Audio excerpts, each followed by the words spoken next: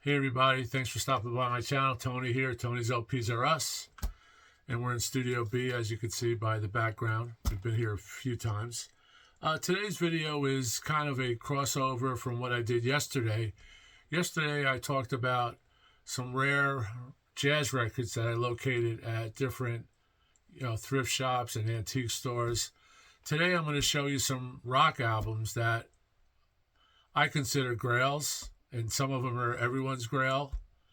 And these were from yard sales. So Friday morning yard sales, Saturday morning yard sales. And the records here are, each one came from a different yard sale. So I've been to, I would say, hundreds of yard sales through my years. And, I'll give you some techniques on what I use to get some of these records, because it's a lot of it's luck, a lot of it's being at the right place at the right time. So I'm just going to go into this. And first of all, I want to thank everybody for stopping by, watching this video. If you like to see things, it's basically a show and tell.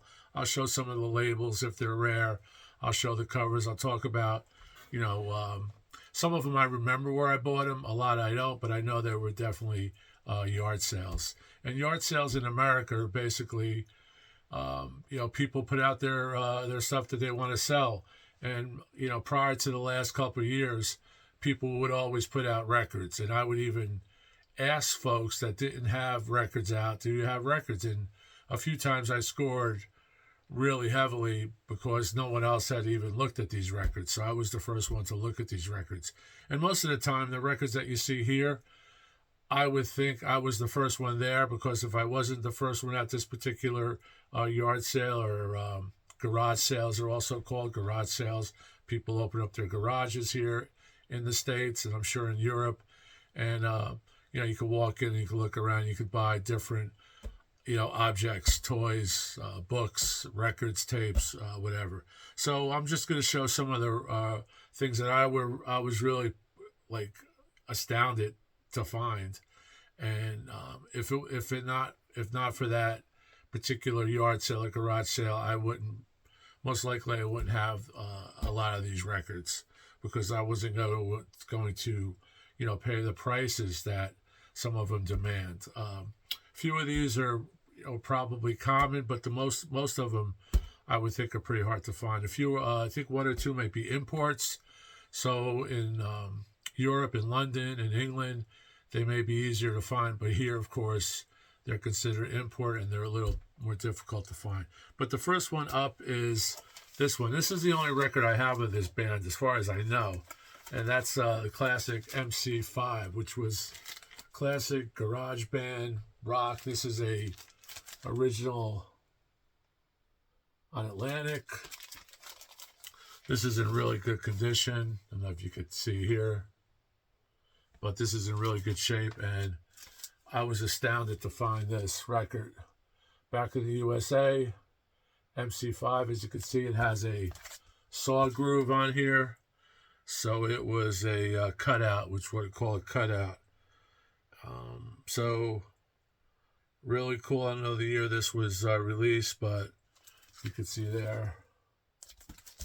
So MC5, my only MC5. I have a lot of CDs. MC5, I'm not really a big MC5 fan, but historically and important wise, they're up there in my collection as far as something I'm really happy to have.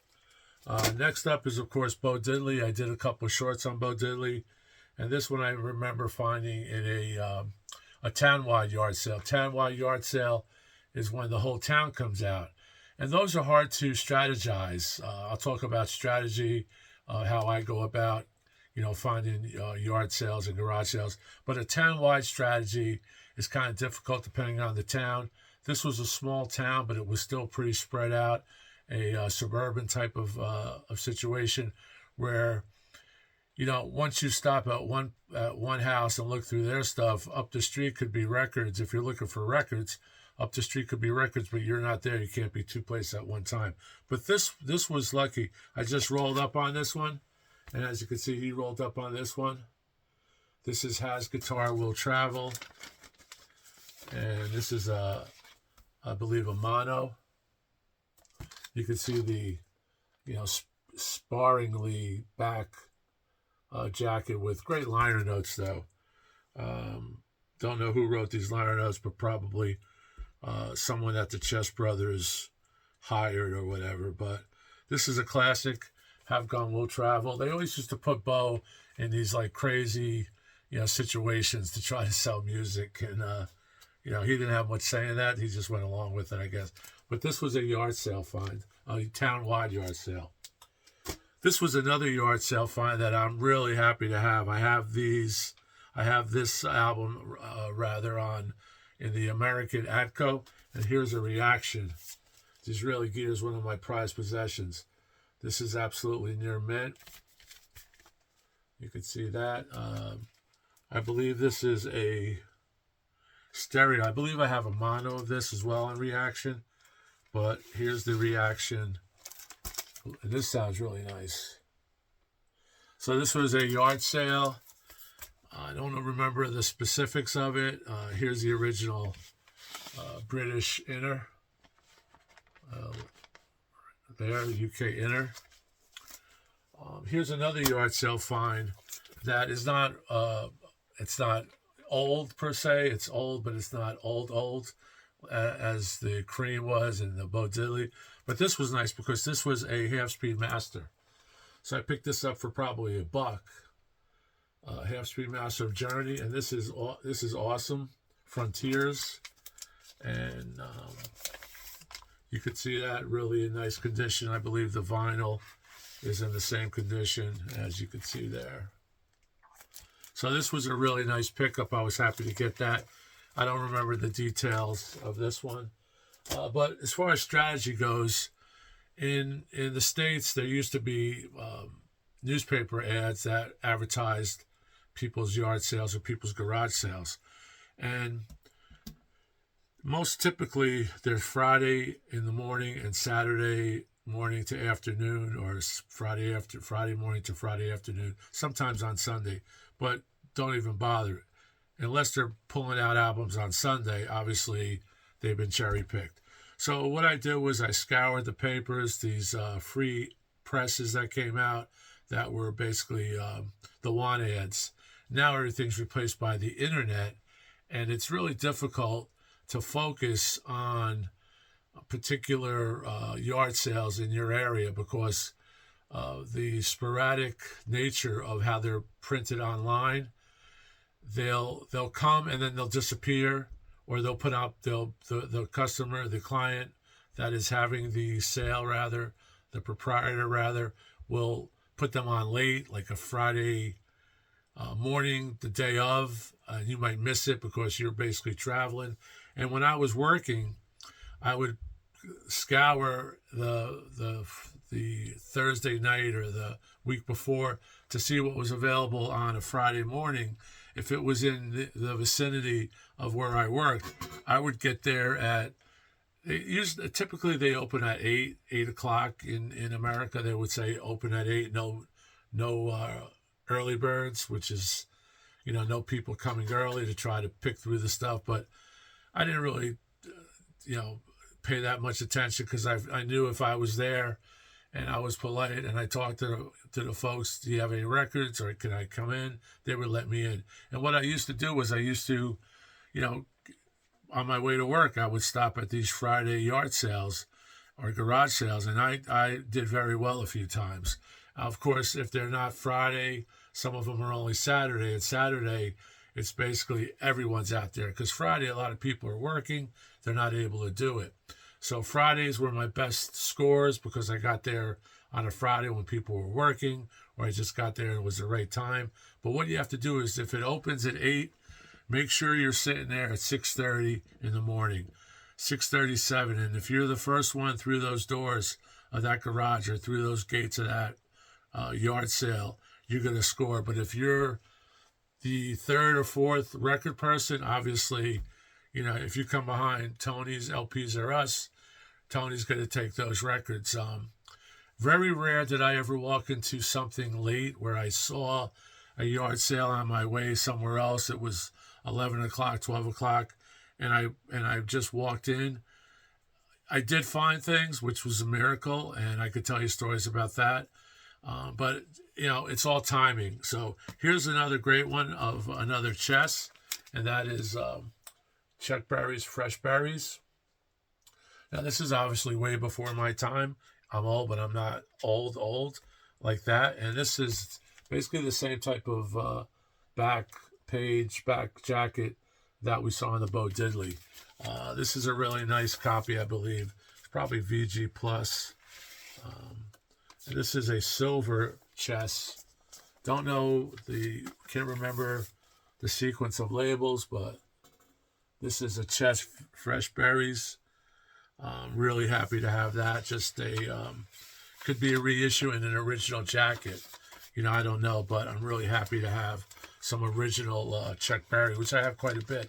And I also have quite a bit of his 45s. So the strategy was to get there early, scour the papers, and now I look online, and I pick up once in a while. I'll get something that I could basically drive through. I'm not going to drive a few hours anymore, or even an hour and a half anymore, because I got burned a couple of times where I waited to get in. People were ahead of me. I waited. They weren't record people. Can I see your records? Oh, no, they're sold. I go, how can they be sold if I'm here, first person here on a Saturday? Oh, they sold the other day. So, okay, thank you. But that happens. People will advertise records, and for whatever reason, they're sold before the garage sale actually was dated to take place. This is a really nice one, which I didn't have. I had a reissue of this. One of my favorites, the Bee Gees' Odessa. This is a double concept record, and you can see it's on a yellow Atco label. Here's the original Atlantic Atco inner with probably every record that you could imagine that I think I have everything here except maybe Black Oak, Arkansas. Let me see. I don't have the John Prine. I don't have this one, Breezy, I don't think. But I have majority of these, even the George Carlin. But this is Odessa.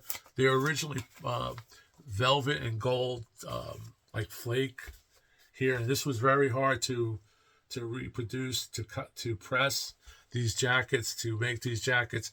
The folks were actually in the factory. There was some chemical reaction on these things, and people were getting sick.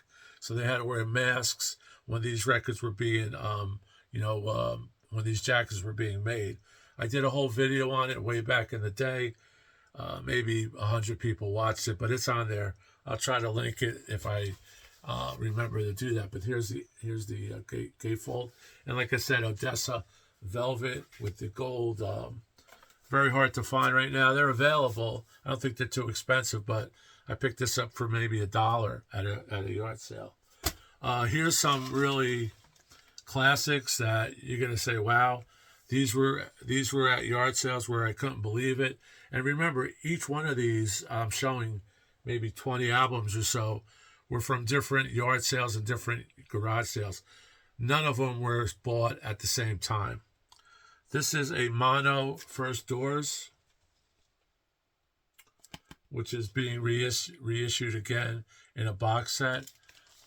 Here's the tan Electra label. I'll show you that. Here's the tan inner. So this had the inner. Here's the back cover. This had the inner. This was in probably VG Plus, the excellent condition. So again, these were one of those records that if I walked into a record shop that sells used vinyl, which they all do, this would be up on the wall. Do not touch, call the proprietor, etc., etc. And it would bring a hefty price tag. I'm just going to put this back because I don't want to damage this inner. So that was cool. And then at a different yard sale, I picked up a red Electra stereo, I believe. Stereo. A red later pressing. Early pressing as well. So Here's the Electra inner. I'm not sure if that's the original inner, but it might be a later inner that I found and put in there. But really, you know, can't beat it, right? But you have to get there early. You have to get there. You have to chart your territory. And sometimes the people in the newspaper won't say records. They won't have records. I would usually hit the ones that say records. And I'd hit many record ads that had records. But when I got there, they were the typical Lawrence Welk, Ray Conniff, 78s, Liberace, some old soundtracks, Guy Lombardo. But I typically try to find one or two things at a yard sale just so I feel like I've accomplished something, but it doesn't always happen. So it's the hunt, and it's that, you get that chemical reaction if you're a record guy like I am, and most of you people out there are. And I want to thank all of you out there for stopping by, for subscribing and watching, and turn my videos on, watch them, tell your friends. If you like this video, please let me know and tell me some of your techniques. I also did, as far as finding records, I would get on the offensive, like the offensive where I would put the ad in the paper and say, I buy used records. Because most of the people have records laying around. Sometimes there's a roommate that left their records, or a spouse that with a separation left their records, or people move into these homes. In the old days, which was 10, 15 years ago, vinyl wasn't really that big of a deal. They would leave their vinyl and they would just sit around. They would donate them to thrift shops. So I figured I'd go on the offensive, and I would write a little ad. It cost me a few bucks. Or I buy records, we'll pay cash for your records. I never said the price because I have to go there and see. But I once went to this woman's house, and I remember her name. Her name was Dolores. She contacted me, put my phone number. She contacted me through text. I called her back. She was at that time, this is probably 10, 15 years ago, she was probably in her mid-70s, 75. She had the history of rock and roll there, and I just couldn't. And I gave her solid prices for them. I did not give her $1 each. I may have given her, $4 or $5 a piece, and I bought a lot, so she was happy to get rid of them. But she had some extraordinary things. They're all separated now. They're all within the collection. But I remember her name, and I think I have some of her records with notes on them from Dolores's collection. So you could do that too. You could actually get on the offensive, and people do that all the time. People do that with video games. People do that for instruments. People do that for 8-track tapes, which were pretty hot at one time. Here's another one yard sale find that is tremendous, really in nice shape. James Brown, The Sex Machine, recorded live in Augusta, Georgia, with his bad self, probably his badass self, right? So this has a little bit of water damage there, which I filled in with a black marker, because I'm never going to sell it. It's for my own collection. So sometimes I do some cosmetic surgery on that. Here's the inner, and look at what's on that inner. Buckingham Nicks, which I put on one of my tapes, which was a rare one. And look at this. Absolutely.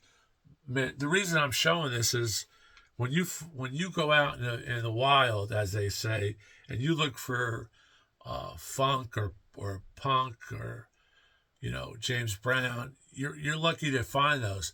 But when you find some of these James Brown records that aren't partied on, that aren't played 1,000 times, that's extremely rare. This record would be up on the wall in a record shop because it's barely been played. Whoever had this record took really good care of this record. And what I try to do when I pull these to show on this yard sale little video, I pull the cross section. I've got funk, I've got rock, I've got pop. It was basically rock, bass, blues based. And I have one country that I'm going to show here. But this that was a holy grail for me because I didn't have that. I love James Brown, have a lot of his albums. Here's a really nice one that you don't really see in good condition. Johnny Cash, The Holy Land. I don't know if it'll pick up on the camera, but this is like a 3D type of, you could hear that, a 3D cover. I know the subsequent covers were just a photograph, I think. You can't really tell, but there you go, right there. And this was like a spiritual record, but it was the biblical. This is called The Holy Land. The Man in Black, Johnny Cash. And here is let me show you a copy of it. Columbia, there's a Columbia Inner. This might be a 2i. Let me see. Yes, it's a 2i stereo. So this was probably also available in mono. Never seen one this clean. This was at a yard sale. You know, probably picked it up for $1, maybe less, because another thing I do is I pull all the records that I'm interested in, and then I inspect them when I'm done picking. I don't inspect each record as I'm taking it from the crate or from the pile, because that takes up time. There might be other people that want to go through the records after you're finished. There is a protocol there, and what I'll do is I'll take them to the side, and you know, if I'm lucky, most of them are in good condition. If I'm not, they go back in the pile and someone else will buy them. I've seen people buy records at yard sales that I've even had that they never even bothered to look at the record. And I always tell them, I go, you know, look at the record, make sure it's not scratched. And I tell folks that as I go to thrift shops, I see people buying records, and I go, make sure you look at that record. If it's, some people don't care, they just want that physical record. Here's a really cool one. This is also on Columbia, but much later. Elvis Costello, live at the Macumbo, I believe, Macumbo Club. This is a promo, radio station promo. I think this was later released again in a box set, I believe. But you can see it's a white label. I found this early on in yard sale times when, like I said, records were not in that crazy phase that they are now. I'll go to a yard sale that doesn't have records, and I'll say to the person running it, do you have records? No, my son or my daughter wants them. And I said, that's cool. I said, that's great. Thank you. And I move on. Sometimes I get people say, give me your card. I have records at home, and I will call you, or I don't have them here, and I will call you. And a lot of times that doesn't pan out. I don't really remember getting too many callbacks. But that's a technique. And like I said before, one time I went and I asked a woman, do you have records? Oh, you have records downstairs. And what happened was she moved into the house, or her son was with her, and her son's friends or something left a bunch of rock. And these were hair bands. These were heavy metal bands such as Kiss, Def Leppard, things like that. So really, really hot things. And I basically got a really great price at those. Here's some nice ones. These are all yard sale finds. This is Pet Sounds. This is I don't know if this is a mono. I believe it's a mono. But I found 3 Pet Sounds. One of them's trashed. One of them's near mint, which I think that's this one. Here's the original inner. Capital Inner. And you can see that has the person's name on it from New Jersey. Whoever passed away, and their people were selling records at a garage sale, basically. So here's the back cover. But this always eluded me. I didn't get this. I wasn't a big Beach Boy guy. I have a lot of Beach Boys, but usually you don't find Pet Sounds in good condition. And there's been a lot of great reissues from Analog Productions and stuff like that, but I always wanted an original. Here's one that's actually rarer than the mono, I believe, the duophonic. This is a duophonic, but this is VG at best. I have notes on it. Part of a collection I picked up. They were $2 an LP. It says here I bought 50 LPs. I cleaned this on September 22nd, 2020. I have the dead wax listed here, but the duophonics command a good amount of return. So if I did want to sell this, I could, here's a nice label, inner sleeve rather. And you can see there, you can't tell, but it's got a lot of scuffs and scratches, and it's noisy. But it's the duophonic, which is a cool process that I believe only Capitol may have invented. Duophonic stereo, more of like a fold-over stereo, or didn't sound good. So. And here's the other Pet Sounds. This is a Pet Sounds on Capitol again. This is a stereo, but this one is VG plus at best.